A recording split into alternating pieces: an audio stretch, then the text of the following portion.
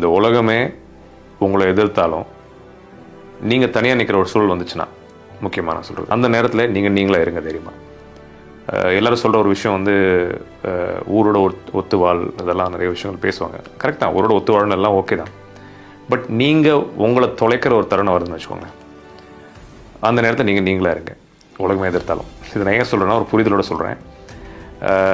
இது வந்து ஈகோ கிடையாது, நான் தான் அப்படின்ற அந்த இதுக்கெல்லாம் கிடையாது.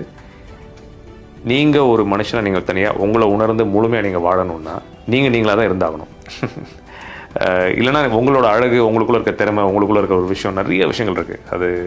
அது நீங்கள் டைம் கொடுங்களேன், உங்களுக்கு நீங்களாக இருந்து ஒரு டைம் கொடுங்களேன், வாழ்ந்து பாருங்கள். நிறைய பேர் எதிர்ப்பாங்க, நிறைய பேர் பிடிக்கலன்னு சொல்லுவாங்க.